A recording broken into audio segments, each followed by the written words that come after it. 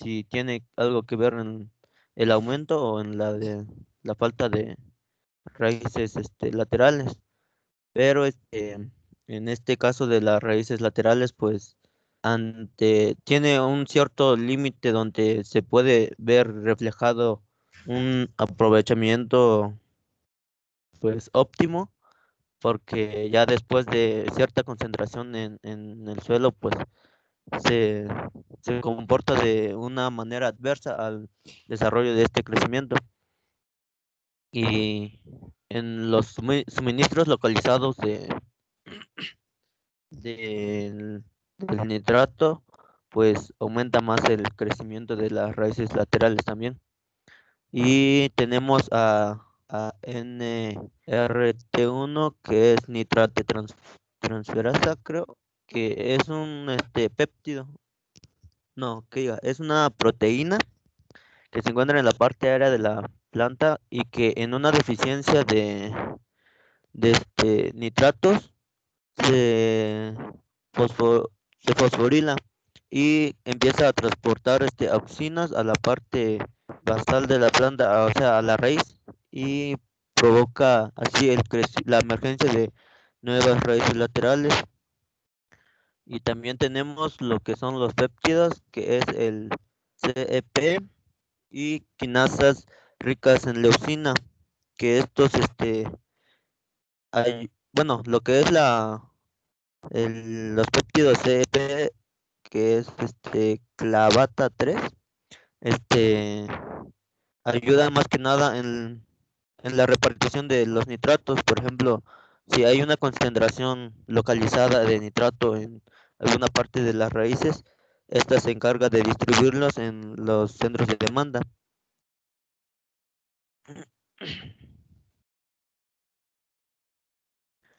Y pues tenemos que el desarrollo de las raíces laterales está influenciada por una interacción entre las vías de señalización de nitrato y las auxinas. El fosfato.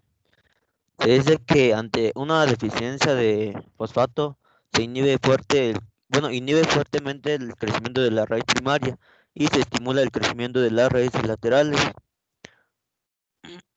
aumentando así la producción de pelos radicales y, pues en esto también ayuda a la planta pues para mejorar la absorción de nutrimentos. Este, Se tienen algunos componentes genéticos que son reguladores del crecimiento de raíz ante una deficiencia de fosfato, y tenemos la Low Phosphate Rot 1, la Phosphate Deficiency Response 2, que pues son los principales, y estos se mostraron en los que, bueno, se pusieron pruebas pues en mutantes ¿cómo se llama? De Arabidopsis, y los mutantes IPR1, IPR2 y PDR2 son mutantes ¿cómo se llama? Simples, y IPR1, IPR2, ahí es mutante doble, y también tenemos la IPR1, IPR2, PDR2, que es un mutante triple y que tiene diferentes respuestas ante la falta de eficiencia. Se dice que, a ver,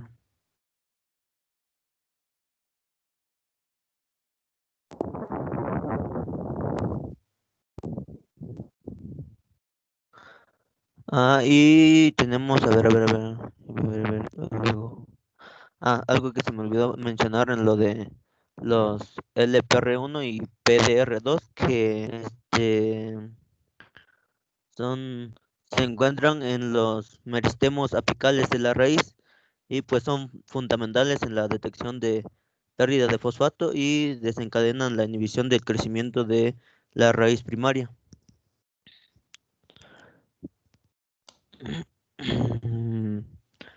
También tenemos que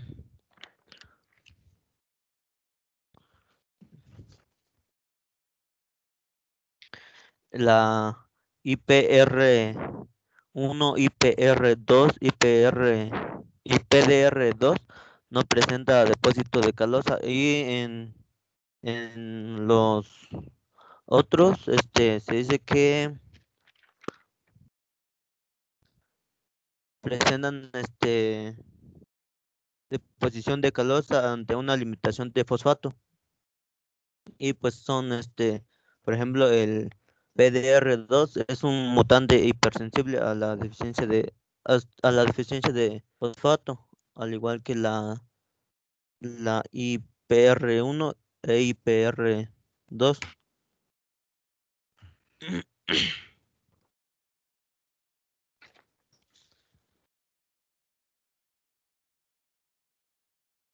Y tenemos una familia de péptidos que es la RGF, GR, RGF1 y la RGF2, que en el caso de RGF y GR1, pues tienen que ver con las divisiones de las, las, las divisiones celulares en la epidermis, la corteza y el endodermis.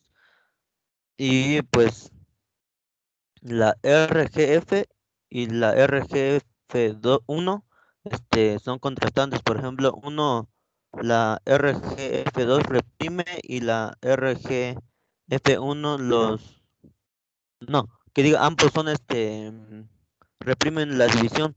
Y en el caso de la RGF2, este, mejora las divisiones. Y pues aquí tenemos una imagen donde más o menos se ven lo que es las interacciones que tienen los la asimilación de los nitratos y el, los fosfatos. De, del lado izquierdo podemos ver la asimilación del fosfato y el derecho la asimilación de los nitratos con cada uno de los componentes que antes había mencionado y que tienen que ver en su asimilación. Bueno, en otros nutrientes, no se tiene mucha información, bueno, de acuerdo al, al trabajo que leí, pero pues se dice que en la Arabidopsis, el fosfato tiene más influencia en lo que es el crecimiento de las raíces primarias y en otras especies dicen que es el potasio. Y ante una demanda de calcio y boro se tiene una mayor densidad en lo que son las raíces laterales. La inanición de manganeso inhibe el crecimiento de la raíz lateral y reduce ligeramente la ramificación. El zinc inhibe el crecimiento de las raíces laterales y estimula su ramificación. Y pues, ¿cuáles serían las respuestas nutricionales combinando entre diferentes nutrimentos? Y pues, no sé si mis buenos compañeros recuerden que en lo que son los nutrimentos en su asimilación existen antagonismo y sinergismo entre ellos. Entonces, en este estudio se dice que ante una deficiencia o inanición de fosfato, el crecimiento de de la raíz primaria depende de la disponibilidad de hierro y el hierro dependiente de la LPR1 es potencial para producir la ROS que se acumula y ante una acumulación de ROS se conduce a la formación de los tapones de calosa. Bueno, y algunos beneficios que se obtienen al ajustar los sistemas radicales, bueno, la arquitectura de los sistemas radicales ante los nutrientes es que, pues, si tenemos un sistema de raíz profundo, se tiene más asimilación de lo que son los nitratos debido a su alta movilidad. Y pues en lo que son en los raíces más superficiales, se tiene más de absorción, bueno, se mejora la absorción de fosfato, ya que en el suelo tiene muy poca movilidad.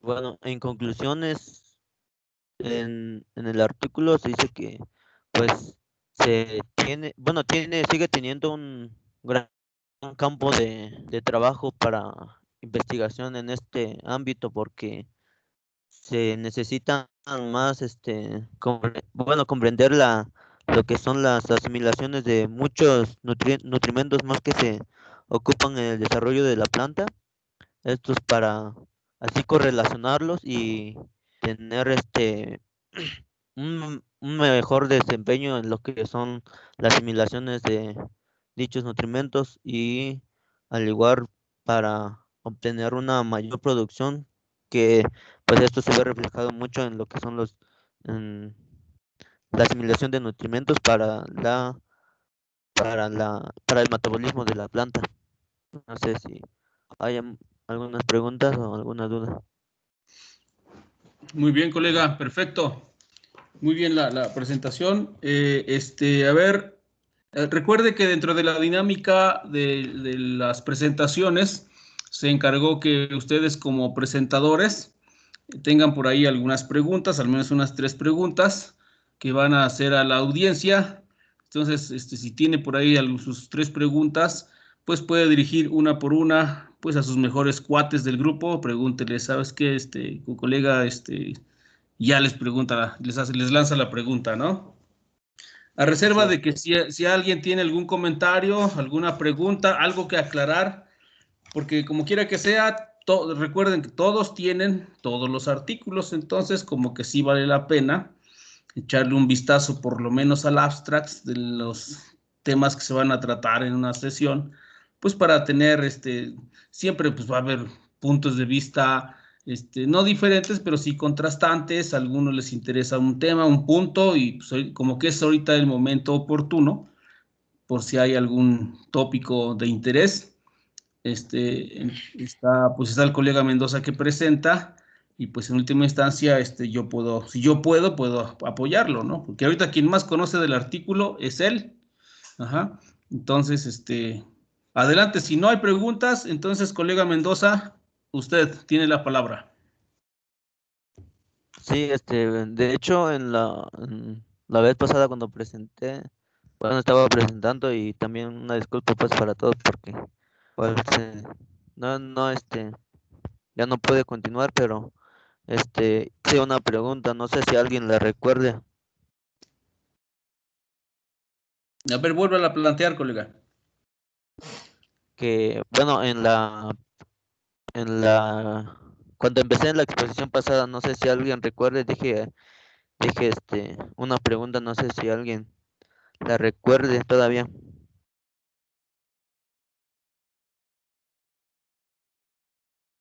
A ver, ¿quién dice yo?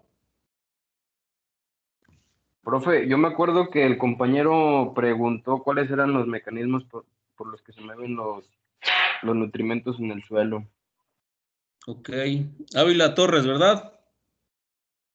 Y profe, yo mismo le respondí que era el mecanismo de intersección con la raíz, difusión y también flujo de masas, profe. Ok, flujo de masas. Exactamente. Y todos los elementos, en todos los elementos se lleva una parte de estos 3 formas de acceso.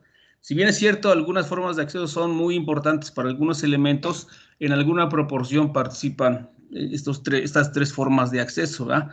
Y efectivamente son los mecanismos mediante los cuales la planta puede hacerse de los nutrientes. Y sí tiene mucho que ver precisamente con lo que expuso su compañero el día de hoy, ¿verdad? Entonces, otra pregunta. Ajá, a ver,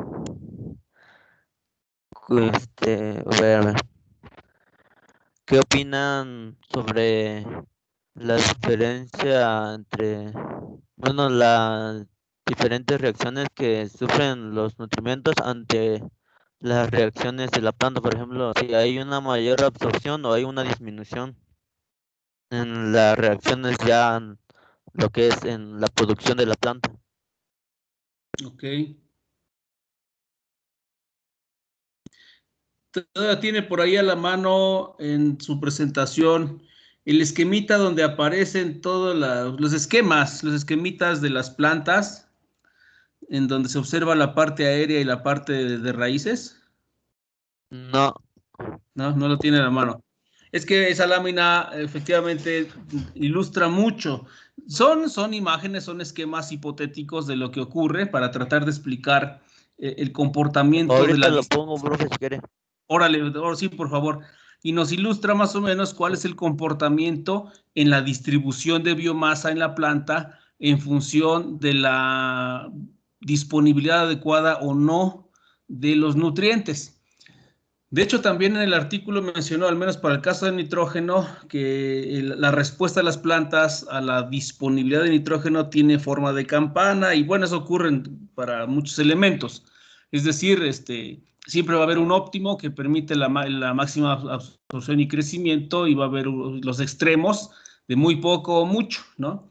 Entonces, toda esa parte pues se aplica con lo que nos comentaba el colega hoy en su artículo. Les recomiendo que lo revisen porque ya en adelante, colegas, incluso toda esa parte de nutrición vegetal que hemos venido estudiando mediante los métodos clásicos de absorción, raíces, transporte, acceso, pues va a empezarse a incorporar mucha información de este tipo. El conocimiento de señalizadores que envían mensajes a la planta para detectar una baja disponibilidad, una disponibilidad óptima o un exceso en la disponibilidad de nutrientes en el medio de crecimiento. Y eso lógicamente lo podríamos manejar en el futuro para aprovechar un poco mejor las reservas que hay de nutrientes en el suelo. Y como comentaba el colega, debido en el caso de fósforo a su poca movilidad, pues podemos encontrar concentraciones interesantes que pudiéramos aprovechar mediante la modificación de la estructura del sistema de raíces, ¿no? Entonces, por ejemplo, ahí se ve cómo a veces la planta tiene que producir mucha raíz en longitud o en densidad o en volumen de raíces, pero pues eso a expensas de la acumulación de biomasa en la parte aérea. El ejemplo clásico es el fósforo, ¿no?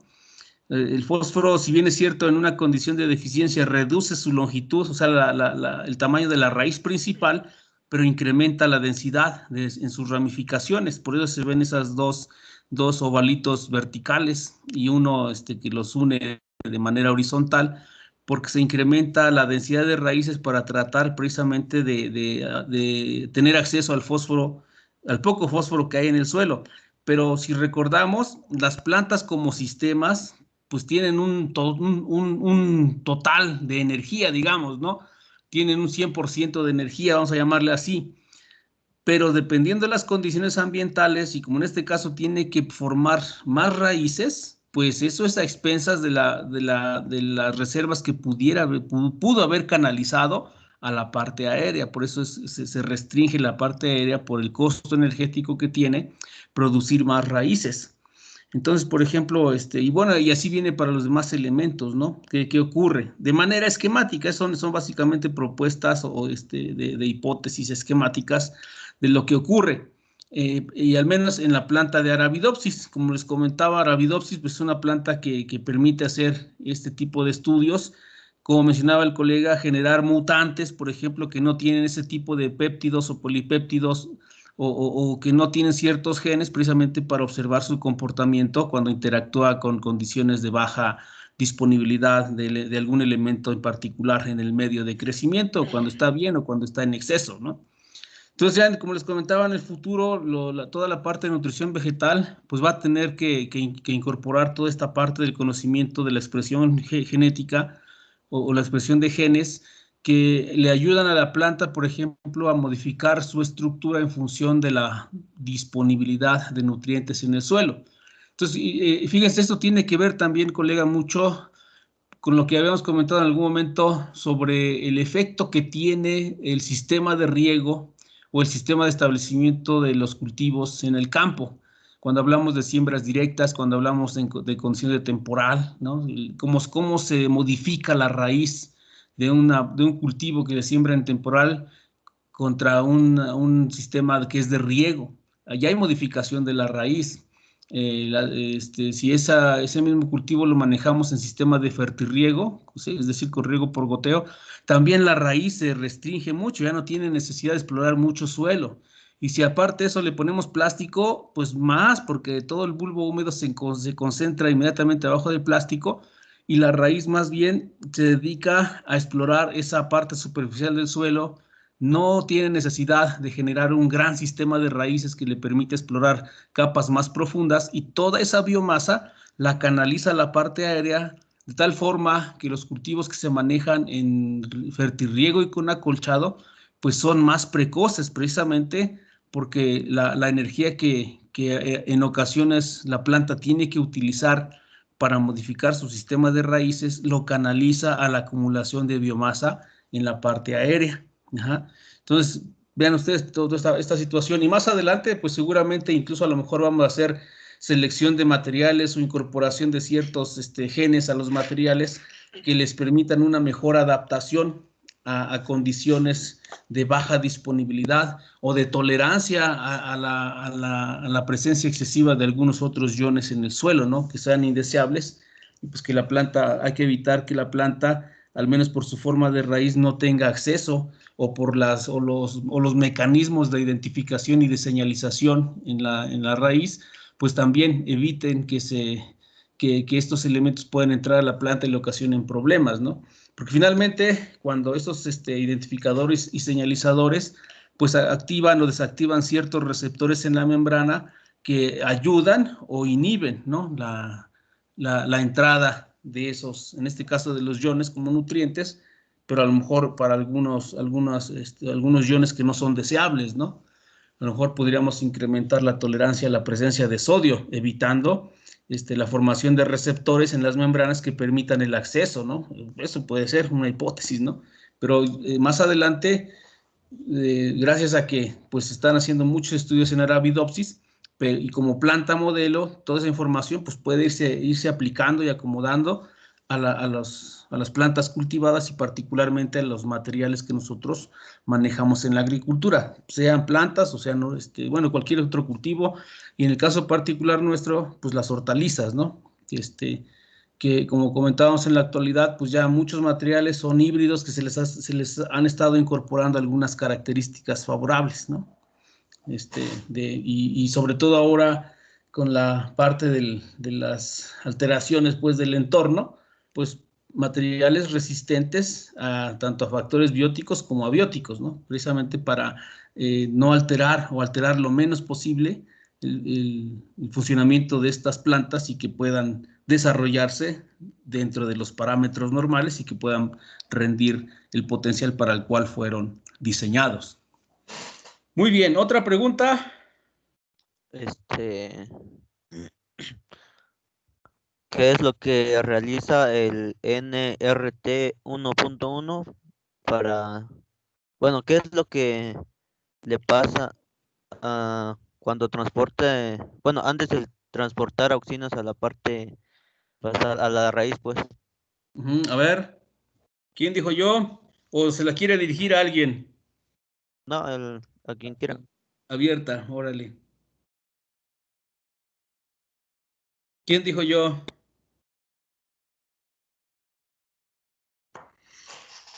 A ver, recuérdeles a los colegas, ¿qué es el NTR? Es una Es un proteína transportador de Exacto. nitrato. Es un transportador de nitrato, exactamente. Y como dice usted, tiene interacción con la síntesis de auxinas, ¿no? Ajá. Entonces, esos dos componentes en interacción estimulan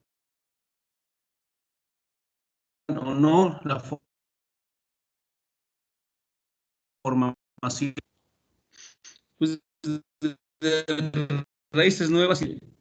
La planta, para tratar de explorar más volumen allá abajo, pues tiene que formar más pelos absorbentes para tratar de explorar una mayor cantidad de espacio y poder capturar por ahí algunos nitratos, ¿no? Sí, en el caso de los nitratos. Entonces, es otra de las aplicaciones, ¿no? A lo mejor en el futuro, esos péptidos o polipéptidos que están funcionando como señalizadores, pues a lo mejor los podríamos aplicar de manera externa y ayudarle a la planta a mejorar la forma de su sistema de raíces, ¿no?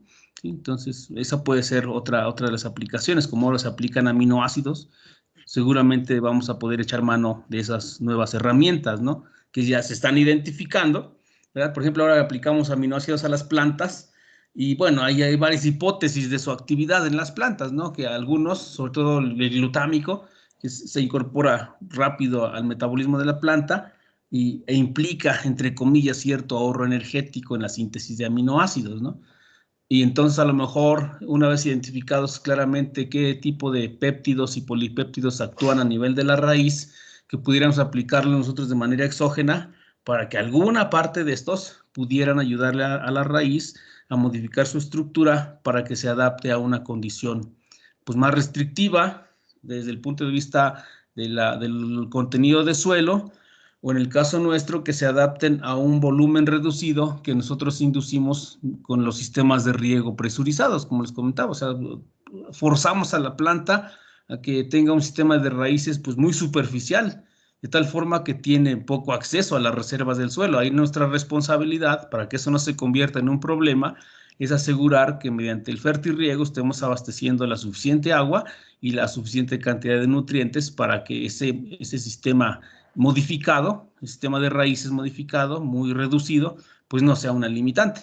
En tanto nosotros tengamos un buen programa de riego y un buen programa de nutrimentos, vamos a lograr que nuestros cultivos sean más precoces, porque como les comentaba, buena parte de la energía se canaliza a la parte aérea, llega más pronto a cosechas, son plantas más vigorosas y rinden más, ¿sí? Siempre y cuando nosotros tengamos aceptemos esa responsabilidad, pues de que no debemos descuidar para nada la aplicación de agua y de nutrientes, porque si no, entonces eso ya se convierte en un problema, un sistema de raíces limitado en cuanto a profundidad y extensión, porque no, la planta no tiene posibilidad de poder sobrevivir. Por ejemplo, a veces no nos damos cuenta y alguna línea de riego en el terreno resulta que se rompió o tiene una fuga, ya no está llegando la misma cantidad de agua en un surco que en los demás, o puede ser que por ahí algún roedor de esos subterráneos nos afectaron algún tubo subterráneo de esos de PVC, puede ocurrir, o puede ser que el paso del tractor por ahí sin querer con el subsolador le dio un lleguecito al tubo de conducción de agua que se encuentra por abajo y ya no me está llegando el mismo volumen de agua. Entonces hay que tener mucho cuidado con eso, porque de lo contrario estaríamos sometiendo a nuestro cultivo a un estrés muy fuerte por reducción en el volumen de agua, pero el cultivo está desprovisto de un sistema de raíces que le permita tener acceso al agua de las capas más profundas del suelo. Bueno, hablemos de 30, 35, 40 centímetros, ¿no? Ya que generalmente en ese tipo de sistemas de producción, el sistema de raíces está en los primeros 20 centímetros. Entonces, si la planta en algún momento, en una situación de esa, se ve obligada a incrementar el número de raíces, la longitud y el número, pues entonces vamos a ver que la planta deja de crecer e incluso puede perder algunos órganos, porque ya no puede canalizar la misma cantidad de fotoasimilados al mantenimiento de las estructuras de la parte aérea, sino que tendrá que canalizarlos a la parte subterránea para tratar de adaptarse a la nueva condición, pero eso nos va a afectar definitivamente la acumulación total de biomasa en la parte aérea, nos va a afectar el rendimiento y seguramente la calidad. Seguramente la calidad para algunos productos que requieren, pues, el alto contenido de humedad que está asociado con la turgencia y que los hace productos suaves, atractivos, ¿no? al consumo directo. Ajá. A lo mejor, de hecho, bueno, más adelante vamos a hablar un poco más de los estreses, pero o sea, digamos que esta es la parte que podemos rescatar de este tipo de informaciones. Sandra, por favor. Sí, profe, quería contestar la pregunta de mi compañero. Adelante, adelante, colega. Me parece que dijo que se fosforila para que pueda transportar las auxinas. Si es correcto, se requiere forzosamente de energía que le dé oportunidad de participar en esos procesos y pues va a requerir ahora sí que al caballito de batalla energético en las plantas, que es quién.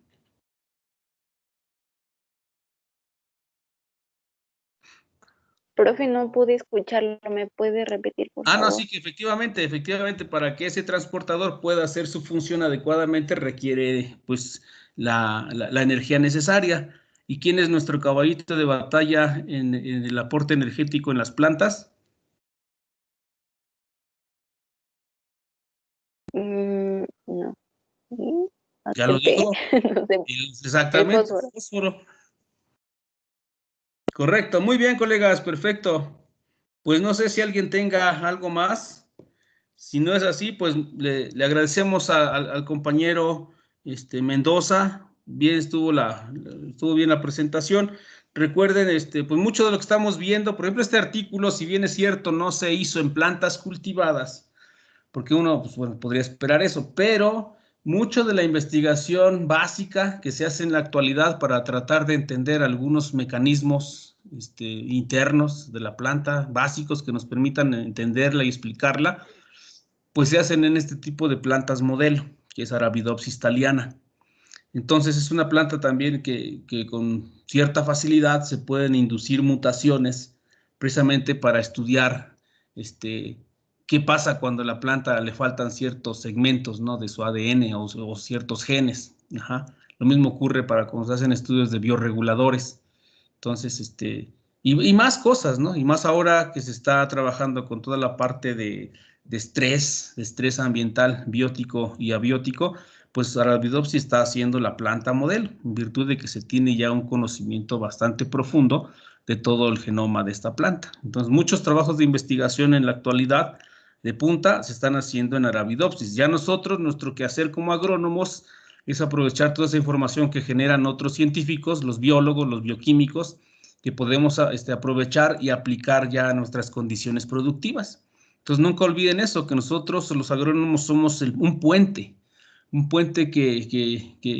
cuyo objetivo es tratar de estrechar la brecha entre el conocimiento que se va generando día con día y que nosotros podemos aplicar para mejorar nuestras condiciones productivas.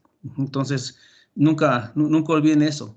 Finalmente, ustedes son científicos en agricultura que tendrán que aprovechar toda esta información básica para hacerla aplicable, ¿sí?, a los sistemas de producción agrícola y, por tanto, pues mejorarlos. Finalmente, ese es nuestro objetivo, que la productividad se mejore, pues, para garantizar el abasto en cantidad y calidad de productos, ¿no? Y también la otra parte, que las prácticas agronómicas que nosotros propongamos o que diseñemos, pues sean lo más amigable con el ambiente para no poner en riesgo la disponibilidad de recursos en el futuro. Muy bien, colega, pues muchas gracias. Le damos un aplauso simbólico por su presentación. Ya ahora que podamos regresar a la escuela y que nos veamos, pues ahí a ver qué hacemos, ¿no? Gracias, y pues entonces continuamos con la siguiente presentación, colegas, por favor. Sí, profesor, me toca a mí. Ándele, pues.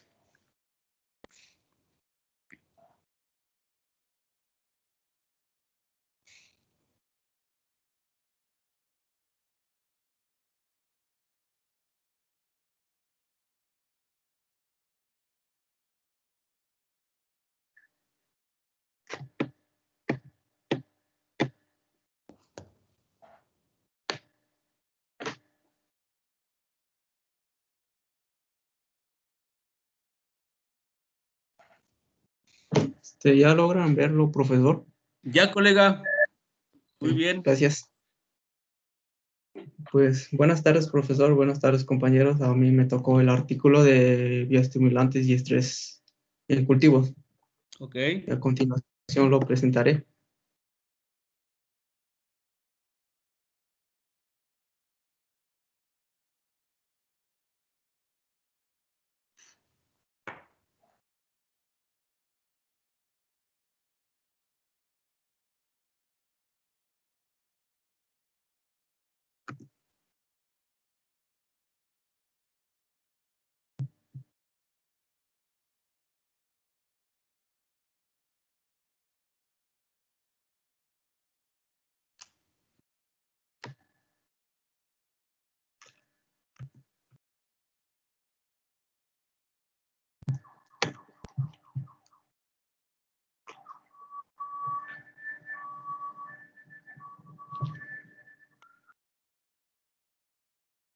Pues ahora ya se pasó a la siguiente diapositiva.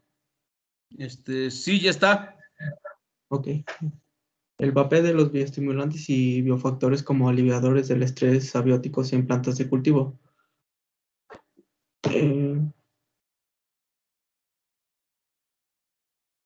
Los bioestimulantes de plantas se han convertido en una práctica común en la agricultura. Ahora se están orientando, digamos, a estas prácticas. Se define vagamente como un material orgánico o microorganismos que se aplican para mejorar la absorción de nutrientes, estimular el crecimiento, mejorar la tolerancia al estrés o la calidad del cultivo. Todos estos son los objetivos. La inoculación o aplicación de estrato de algas u otras plantas tienen efectos benéficos sobre el crecimiento y la adaptación al estrés. Este es el primer tema, el estrato de algas. Ok. Los bioestimulantes vegetales o bioestimulantes agrícolas son sustancias que se pueden agregar alrededor de una planta y tienen efectos positivos en el crecimiento y la nutrición de la planta, pero también les permite tolerar estrés abióticos y bióticos.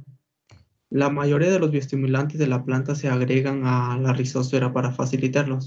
Digamos, es el área con que más trabajo se ha desarrollado y también a la aplicación por medio de foliares. Y los puntos que en realidad son sobresalientes aquí es la absorción de nutrientes, tiene efectos protectores contra el estrés ambiental, como el déficit de agua, la salinidad del suelo y la exposición a temperaturas de crecimiento subóptima. Como se ha mencionado, bueno, como ha ido evolucionando el cambio climático, hay varias zonas productoras que han dejado de producir por igual el cambio climático, la sequía. Por eso es que se está empezando a trabajar con esto. El conocimiento de los bioestimulantes y sus efectos potenciales. Se ha servido el papel de los bioestimulantes específicamente con respecto a la promoción del crecimiento y la disponibilidad de nutrientes. Muchas categorías de bioestimulantes específicos se han revisado ampliamente, como viene siendo los distintos puntos, digamos, los hidrolizados de proteínas, estrato de algas, silicio, quitosano, ácidos húmicos y fúlvicos, el papel de fosfitos, hongos micorrízicos arbusculares, tricoderma y rizobacterias promotoras del crecimiento vegetal. Son todas estas, digamos, el área donde se ha ido desarrollando los bioestimulantes. Como le mencioné anteriormente, es el estrato de algas, el punto donde más se ha desarrollado, también se ha desarrollado este artículo. Los estratos de algas marinas como bioestimulantes están surgiendo como formulaciones comerciales para su uso como factores promotores del crecimiento de la planta y un método para mejorar la tolerancia a la salinidad y el calor y la sequía. Digamos, es que ahora, bueno, que hay mucho sargazo que expulsa el mar, ya se podría utilizar, ese material se utilizaría para el uso agrícola, digamos. Sí, es una opción. Uh-huh. Los estratos de algas se dirigen a una serie de vías para aumentar la tolerancia al estrés, más que nada. Recolección de especies reactivas del oxígeno, digamos, derivados de la alga, respuestas de toda la planta. Hay una estabilidad en las membranas de la planta, protección en osmosis.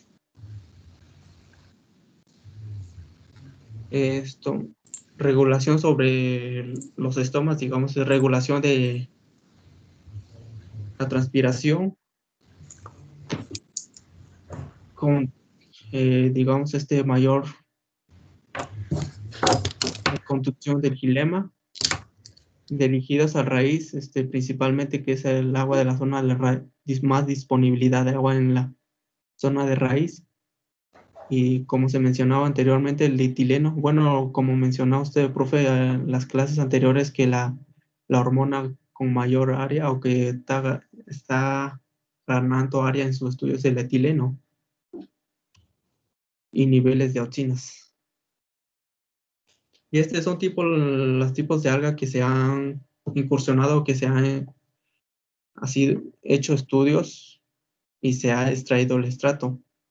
Las algas utilizadas son más macroalgas rojas y marrones, que representan el 10% de la productividad marina.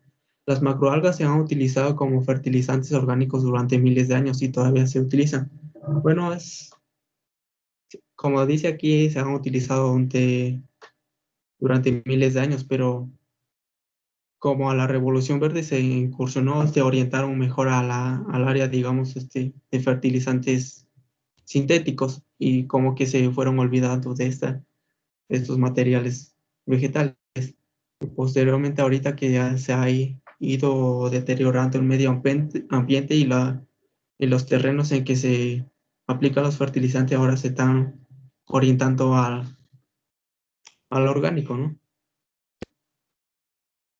Bueno, aquí ya sería un resultado del estudio de aplicación de estrato de algas.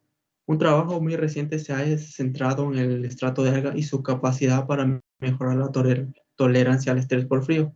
Cuando se probaron múltiples estratos para determinar su capacidad para mejorar la tolerancia al frío en maíz, solo los estratos ricos en zinc y magnesio pudieron mejorar la tolerancia a través de respuestas mejoradas por reactivación del oxígeno. Como se menciona aquí, digamos, solo los estratos ricos en zinc y magnesio son los que tuvieron un buen resultado. Y aquí se proyecta algunas especies que fueron sometidas a estudios. Y tipo de especies, bueno, tipo de algas que es Brasiliensis. Bueno, estos son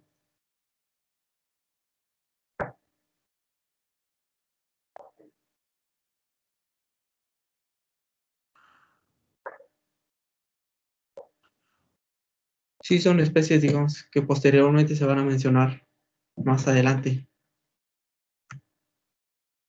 Bueno, como siguiendo con los resultados de cultivos hortícolas o árboles, el estrato de algas se ha utilizado en gran medida para fines similares a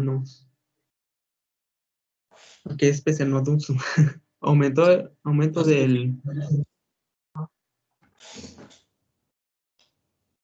del contenido hídrico relativo, el peso fresco y peso seco en la espinaca. Hay un aumento con la aplicación del estrato. Estrato aplicado a plántula de lechuga aumentó el crecimiento de cotiledones similar a fertilización con potasio. Aplicación foliar de estrato de isopropanol de microalgas a plantas de vid aumentó el potencial hídrico de las hojas y de la conductancia estomática bajo estrés por sequía. Como se mencionaba anteriormente, ahora se está orientando a esta área trabajos de estrato de algas, porque como se mencionaré anteriormente, ahora la sequía está avanzando. De acuerdo con una respuesta estomática mejorada, también se observó que el potasio y calcio, los flujos a nivel estomático fueron mayores en las dos plantas tratadas. Formulaciones comerciales de adenosina. En naranja, sometida a estrés por sequía y tratada con estratos comerciales igual de nodonsis. Suma tenía mejores relaciones con el agua y un mayor eficiencia en el uso de agua bajo riego. Y aquí está el otro punto que también incursionó el artículo: carbohidratos, proteínas, aminoácidos y lípidos. Los hidrolizados de proteínas son mezclas de polipéptidos, oligopéptidos y aminoácidos libres derivados de hidrólisis parciales de subproductos agrícolas de animales y plantas. Efectos de los aminoácidos sobre el flujo de iones a través de las membranas. La aplicación de algunos productos como Megafol es un producto comercial. Las plantas de tomate bajo estrés por sequía mejoró la inducción de una serie de genes sensibles a la sequía. Bueno, digamos como que se fue bloqueando esos genes, ¿no? Plantas tratadas con bioestimulantes. Bueno, aquí ya serían resultados también de plantas tratadas con los bioestimulantes a base de hidrolizados de alfalfa, que contiene triacontanol y ácido intol 3 acético, se aplicaron a plantas de maíz bajo estrés salino. Los efectos protectores se amplificaron. Las plantas tratadas tenían un mayor contenido de flavonoides, profina y potasio en condiciones de estrés salino que los controles no tratados. Los estratos ricos en aminoácidos pueden contribuir a incrementar la tolerancia al frío. La planta de lechuga, tratadas con una mezcla de aminoácidos derivados de hidrolizados enzimáticos de proteínas y sometidas a frío, las plantas tratadas tuvieron mayor peso fresco y mejor conductividad estomática. El uso de hidrolizados de aminoácidos derivados de animales en plantas de fresa después del trasplante y estrés por frío no mejoró la supervivencia. Centeno perenne, tratados con aminoácidos hidrolizados y altas temperaturas, tuvieron una eficiencia fotosintética mejorada sobre las plantas de testigos.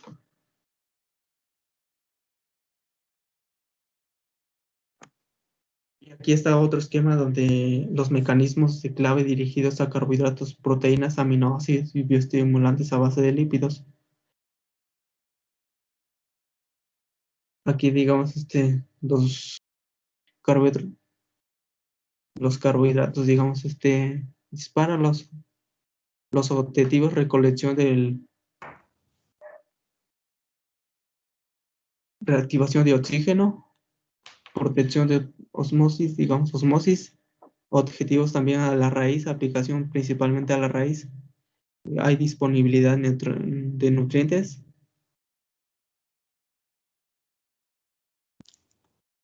Ácidos húmicos y fúlvicos, que sería el otro punto.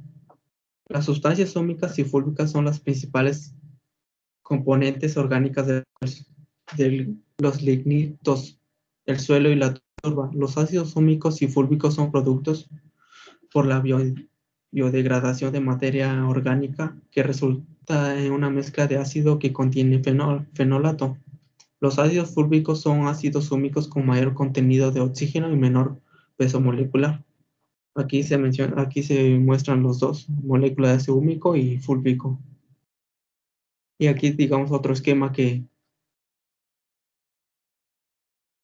se dirige, digamos, en los mecanismos de acción de los ácidos. Disponibilidad de nutrientes en el suelo, absorción de, digamos, retención de metales pesados, la estabilidad de la membrana y la osmosis. ¿Sí?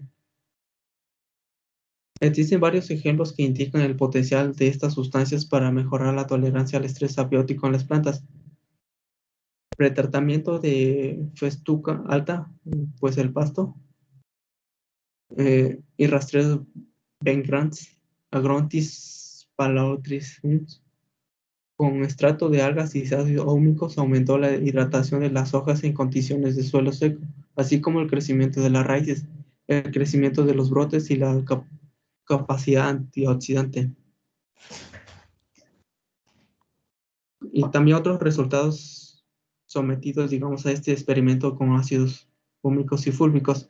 Los estratos de ácidos húmicos parecen ser beneficiosos también para las monocotiledones de cultivos de campo. Estratos de vermicompost aplicados al arroz desempeñan un papel en la activación de las funciones enzimáticas antioxidantes y aumentó las enzimas captadoras del oxígeno. Tratamiento de plantas de tomate con tomate microdón con vermicompost. También las sustancias húmicas pueden aumentar el crecimiento de las raíces al medir las señalizaciones de auxinas. Y aquí sería otro punto que los microorganismos que afectan a la tolerancia al estrés. Como esos organismos son muy comunes, hay en abundancia en el suelo, digamos, con mucha materia orgánica. Se ha identificado algunos de los objetivos de los microorganismos que aumentan la tolerancia al estrés abiótico. Las bacterias con potencial para actuar como bioestimulantes se ha analizado. Se han aislado de varios ecosistemas con suelos salinos, alcalinos, ácidos y áridos. Bacterias pertenecientes a varios géneros. Aquí se menciona varias bacterias: Rhizobium, Brandyrhizobium, Azobacter, Azospirillum, Pseudomonas y Bacillus. Los miembros de estos géneros han desarrollado estrategias para adaptarse y prosperar en condiciones adversas. No sé si pusieron atención con la clase del profesor de mejoramiento, creo, que tanto la planta como otros organismos tienen mecanismos que pueden evolucionar en condiciones adversas. Y aquí otro esquema de los mecanismos, cómo actúan los microorganismos en la planta. Estabilidad igual de la membrana, regulación de digamos, transpiración, y los gilemas de la planta tienen mayor eficiencia. Hay más disponibilidad de agua en la zona de raíz porque lo que realizan estos microorganismos es ampliar, digamos, la zona de raíz, y también raíz del etileno y nivel de auxinas aumentan. Los suelos inoculados con rizobacterias promotoras de crecimiento de las plantas pueden mejorar las respuestas al estrés abiótico de las plantas. Estas bacterias forman una biopelículas protectoras en la superficie de la raíz. Ayuda a mantener una película de hidratación alrededor de las raíces o ayudar a restablecer gradientes de potencial hídrico favorables bajo limitaciones de agua. Estas funciones han demostrado su utilidad bajo estrés salino, temperaturas extremas, pH, salinidad y sequía. Como se mencionó anteriormente, es una buena estrategia para empezar a trabajar con estos microorganismos, porque como mencioné anteriormente, la sequía está avanzando demasiado y ya está afectando al sector agrícola. Y para compensar eso, se podría utilizar estos ejemplos de experimentos. Inoculantes de maíz con Azobacter. Se ha demostrado que las cepas tienen efectos positivos generales bajo estrés salino, al facilitar la absorción de potasio y la exclusión de sodio, así como aumentar la disponibilidad de fósforo y nitrógeno. Trigo inoculados con estas cepas tienen tolerancia a la sal. Y combinadas estas cepas, dos legumbres guisantes, el guisante y el haba, fueron inoculados con dos cepas diferentes de Rhizobium leguminosarum, plantas tolerantes a la sal y sensibles a la sal, inoculados con cepas tolerantes a la sal. Comportaron mejor bajo estrés salino moderado. Cuanto el garbanzo y el haba se inocularon con Azospirillum brasiliensis, experimentaron una mayor inoculación por Rhizobium nativos y una mayor tolerancia al estrés por sal. Bueno, como conclusión, pues, más que nada la utilización de los bioestimulantes, por ejemplo, algas marinas, estratos y microorganismos benéficos, es una alternativa viable debido al poco o nulo daño al medio ambiente, como también son fuentes de nutrición para las plantas, en específico los cultivos agrícolas. Si se da un buen uso a estos recursos, estos van a ser el sustituto de los fertilizantes sintéticos. A consecuencia de esto, la agricultura es una de las actividades que más genera contaminación en el medio ambiente. Por lo tanto, la utilización de estos recursos renovables y amables con el medio ambiente es una muy buena alternativa, ya que se producirá alimentos en regiones donde la mayor problemática es la falta de agua. Y sería todo, profesor. No sé si hay algunas preguntas. Sí, colega, muy bien, muchas gracias por la presentación. A reserva de que haya por ahí alguna pregunta por parte de la audiencia, lo mismo que hicimos con Mendoza, hay que plantear por ahí algunas preguntas y Okay. por lo menos unas 3, y se las plantea a sus cuates, a sus mejores amigos del salón. Pues que vaya en general, los que Bueno. gusten contestarlo. Adelante. Sí. En estratos de algas, ¿qué estratos, bueno, qué elementos tenía el estratos que soportaban el frío? ¿Qué elementos tenía el estrato? Se demostró. El frío, digamos. Bueno, ¿puedo responder? Sí. ¿Quién es? Sandoval.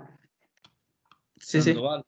A ver. Bueno, pues mencionaste que los sustratos de alga que tenían una mayor concentración de zinc y de manganeso fueron los que demostraron tener un mayor efecto, bueno, vale la redundancia, contra los efectos del frío en maíz. Así es, sí, muy bien. Eso, muy bien, colega. Gracias. Sí. ¿Quién más? Otra, digo. Ok, o también pueden, digamos, hacer un comentario acerca de estos, si es beneficioso a utilizar o orientarse a utilizar este material para la agricultura. Okay. Bueno, su punto de vista. Ok. Yo tengo un comentario, profesor. ¿Quién es usted? Ávila Torres, profe. Ávila. Adelante, Ávila. Bueno, es que también he leído que hay algas que no son marinas, como la soya, que se utiliza, por ejemplo, para el cultivo de arroz, principalmente cuando está en sistema de riego por inundación permanente. Sí. Entonces, bueno, por ejemplo, desde ese aspecto, esa alga, además de que le proporciona un tanto de nitrógeno al cultivo, ayuda a que no lleguen otras plagas bueno, o sea, plagas para el cultivo de interés que es el arroz, y también ayuda a las características nutrimentales, en este caso del agua y del suelo. Entonces, bueno, desde mi punto de vista, también, como por ejemplo esa alga, puede ser un bioestimulante potencial para el estudio más adelante en otras especies, no solamente en el arroz, profe. Es correcto. Es correcto. Sí, muy bien.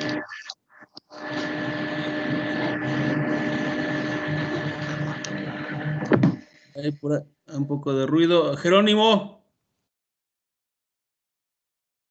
Sí, ¿me escuchan? Buenas tardes. Sí. Buenas tardes, adelante. También por ahí algo para destacar es que las bacterias, por ejemplo, que no patógenas, son capaces de colonizar las raíces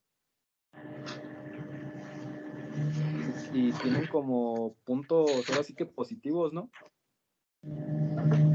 Sí, correcto. Sí, correcto. De hecho, su colega mencionaba, su compañero, Marco, pues mencionaba que, digamos que los bioestimulantes que ahora estamos ocupando, se están ocupando ya de manera bastante frecuente en la agricultura, pueden tener varios orígenes. Es un poco de ruido. Vamos a ver si lo...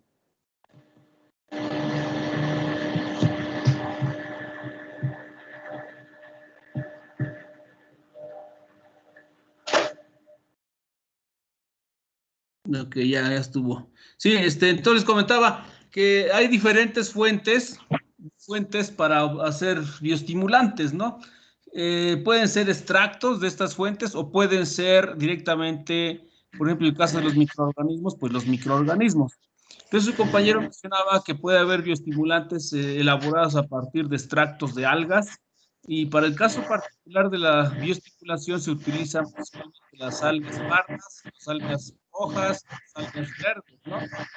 Ya su colega Ávila mencionaba otra, en el caso de los dos. Hay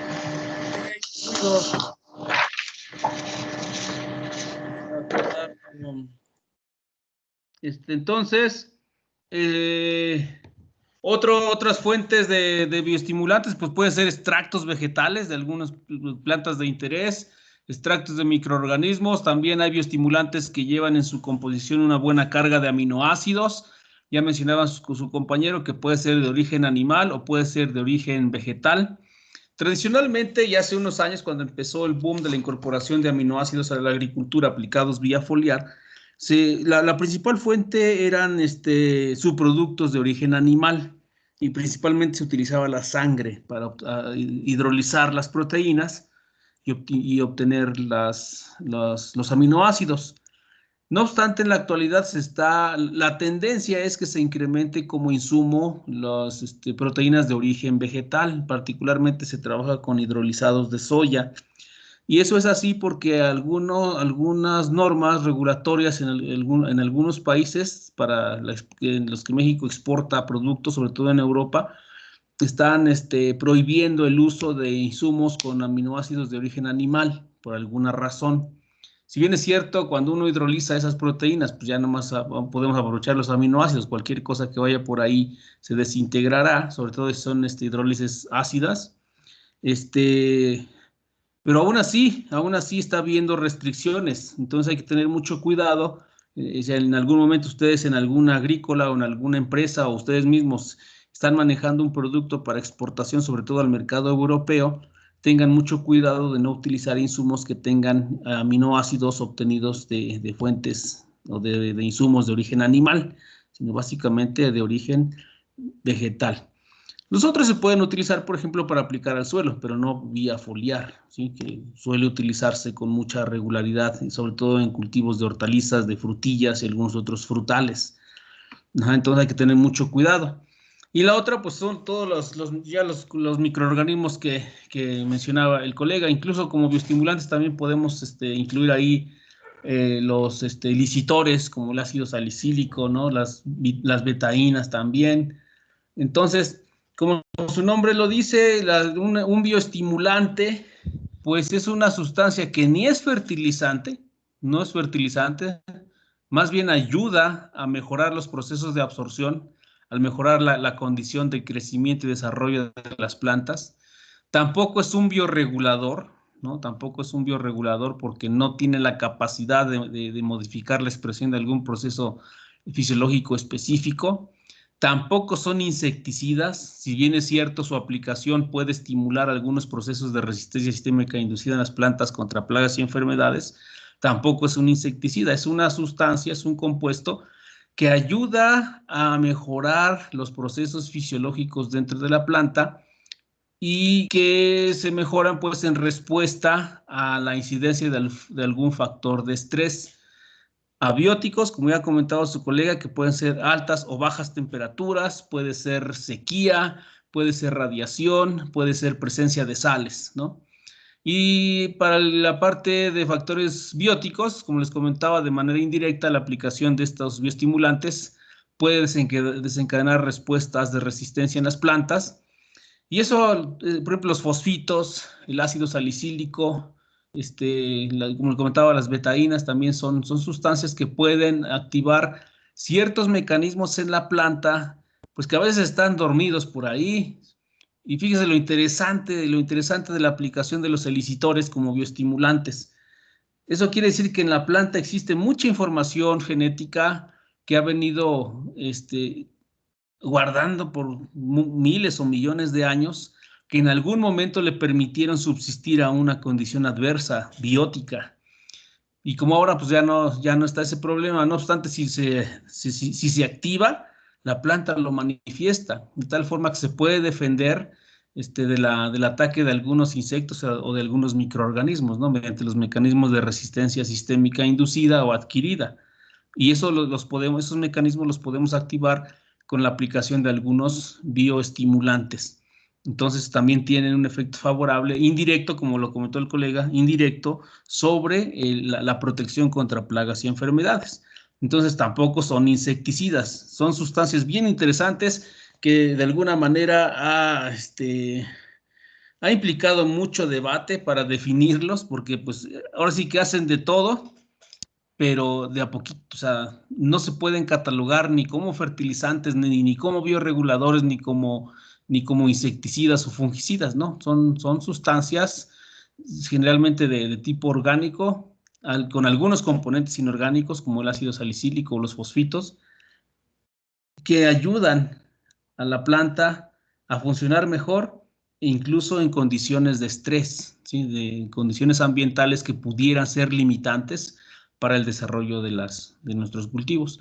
Y entra mucho en juego esa parte de los ROS, o que son las especies reactivas de oxígeno, que en condiciones de estrés se incrementan, son moléculas muy reactivas que ocasionan efecto oxidativo en algunas biomoléculas o en algunas enzimas o en algunos procesos que inactivan o degradan esos componentes, y es como nosotros, ¿no? Nosotros estamos luego muy al pendiente de estar consumiendo antioxidantes, que precisamente su papel es neutralizar esas especies reactivas de oxígeno con alta capacidad oxidante y alta capacidad de destrucción de moléculas importantes en el organismo. Lo mismo aplica para las plantas.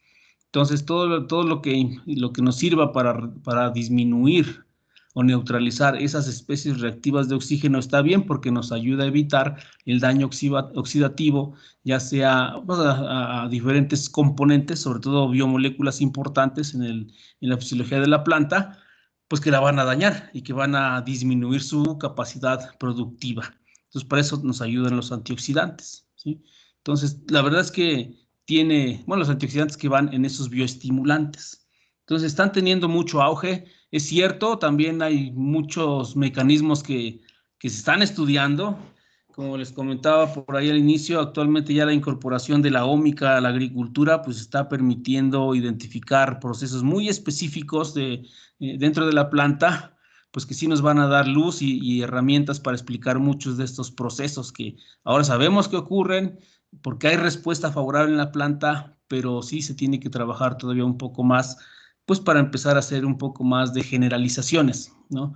Porque ahorita lo aplicamos y sabemos que incluso nos puede ayudar para que la planta crezca bien dentro de incluso varios tipos de estrés, ¿verdad? Incluso más de uno a la vez. La otra característica interesante de los bioestimulantes es que preferentemente se tendrían que aplicar antes del evento de estrés, ¿no?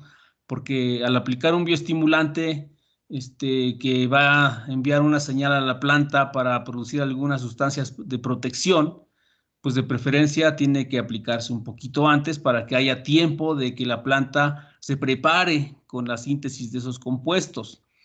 Hay bioestimulantes que tardan 5 horas, 6 horas en generar efecto. Hay otros bioestimulantes que requieren de un día. Hay otros bioestimulantes que requieren de 2 días o 3 días para inducir los mecanismos de defensa y de resistencia en las plantas.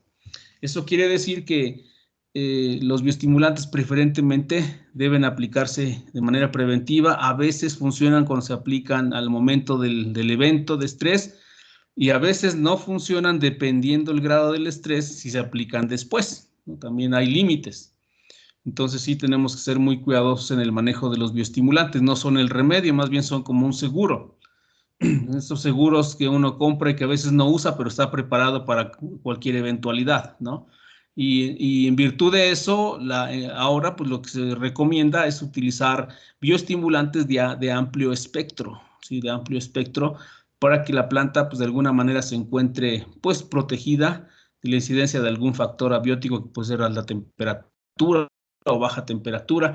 Por ejemplo, ahora, colegas, con lo que hemos comentado, ¿no? De que ya podemos disponer de algunos instrumentos de medición, por ejemplo, de variables climáticas, y si, por ejemplo, ahora ya es posible predecir de alguna manera la incidencia de alguna baja temperatura extrema o de una alta temperatura extrema en los próximos 3 días o 5 días, entonces podríamos ir pensando, a partir de esa información, de aplicar un bioestimulante que le permita a la planta poder hacer frente sin mayor inconveniente a un efecto estresante de esas características. Y afortunadamente también no son tan costosos como otros insumos, son de costo accesible, es otra gran ventaja.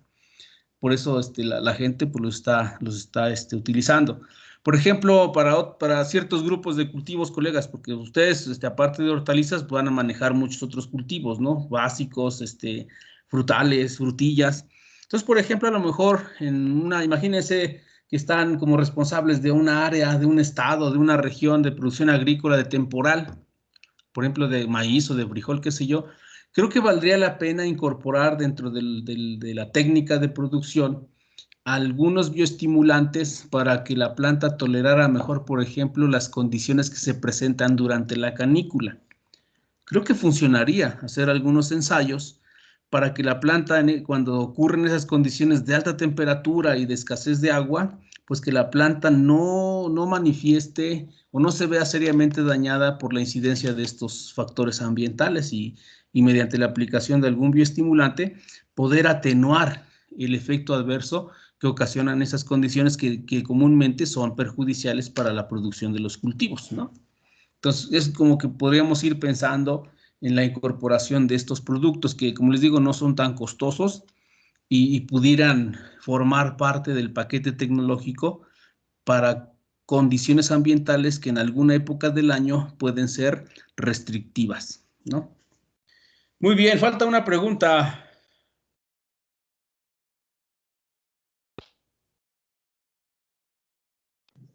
Sí, profesor. ¿Me escuchan? Sí, adelante. Otra pregunta sería, ¿qué materiales bueno, que le da una protección, genera una biopelícula en la raíz de la planta? Ok, la biopelícula. Eso estaba ¿No? interesante.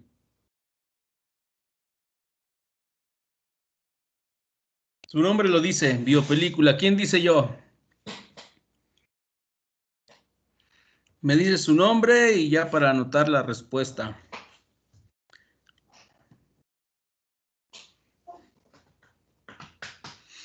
Sí, es otro concepto interesante, eso de la biopelícula. Sí.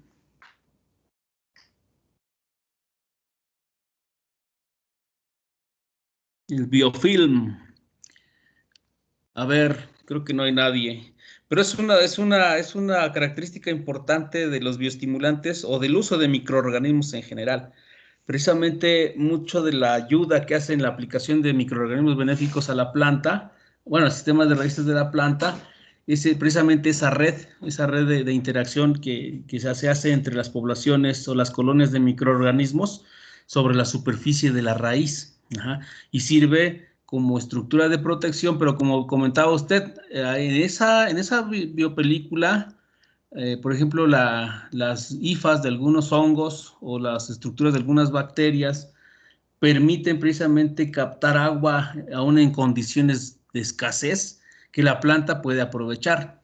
Ajá. Gracias a que a esos niveles microscópicos, pues puede haber flujo de agua, ¿no? Entonces, de moléculas de agua que toman los microorganismos y que intercambian con la planta precisamente por fuentes de carbono, con los exudados que produce la planta, que permite en principio la identificación de la planta con los microorganismos y que les permite convivir y llevar a cabo esa relación mutualista, ¿no? Entonces, ahí incluso esa misma película sirve de protección para evitar la llegada de microorganismos patógenos, ¿no? Sí, es un concepto interesante porque a veces puede ser una biopelícula formada por microorganismos de la misma especie, pero puede haber también participando por ahí microorganismos de diferentes especies. Entonces, cobra mucha importancia eso de la biopelícula y digamos que depende mucho también pues de la sanidad y del vigor de nuestro cultivo que esté en posibilidad de estar liberando continuamente esos exudados que permitan mantener esa interacción.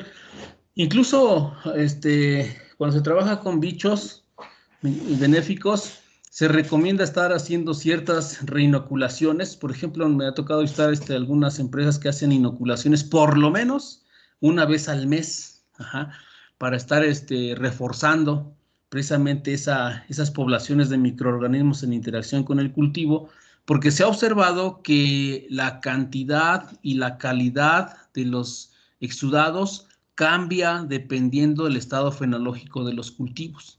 Al inicio como que es más rico en azúcares que después, entonces al bajar las características de los exudados, o al cambiar más bien, también cambia la densidad de microorganismos ahí que están interactuando con la raíz, entonces como que sí es importante darle un refuerzo a las poblaciones microbianas benéficas con la reinoculación. Entonces, como les digo, hay empresas que por lo menos hacen una reinoculación cada mes a través del sistema de riego. Hay otras empresas que lo hacen más frecuente, pero creo que con una vez que lo hiciéramos por mes está bien, porque mantenemos de alguna manera las poblaciones de microorganismos benéficos que están interactuando ahí en la rizósfera de nuestros cultivos, ¿no? Muy bien. Bueno, esa me tocó contestarla a mí. Entonces, colegas, ¿alguien más? ¿Alguien que quiera? Y efectivamente, como comentaban los colegas, hay como que, por ejemplo, estas bacterias de Rhizobium, ¿no? Que son características para las leguminosas. Pero seguramente en el futuro se podrá aplicar algunas de sus características para otros cultivos, ¿no? Como comentaba su colega para el caso de arroz.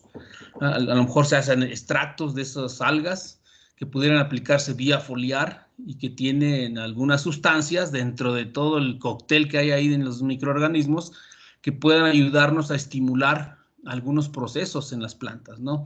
Sobre todo de tolerancia. Por ejemplo, en una ocasión platicaba con un estudiante de posgrado, le estaba trabajando con leucaena, que es una leguminosa de rapidísimo crecimiento.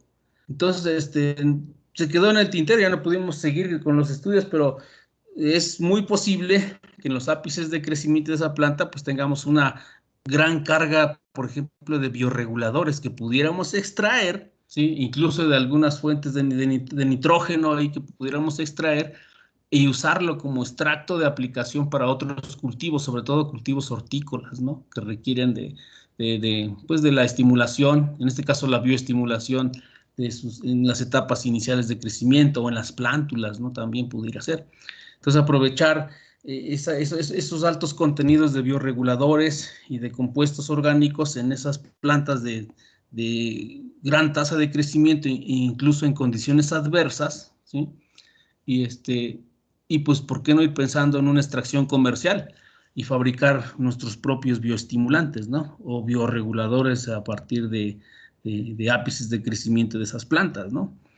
Entonces, hay mucho todavía por hacer y pues, ¿qué creen? Eso les va a tocar a ustedes definitivamente, ¿no? Porque si bien es cierto, se está ampliando la gama de posibilidades con insumos que podemos aplicar para ir reconvirtiendo los sistemas convencionales de producción a sistemas alternativos, pero como bien comentaban, todavía queda pendiente hacer algo de trabajo para entender mejor estos procesos y que podamos manejarlos de manera un poco más específica, ¿no?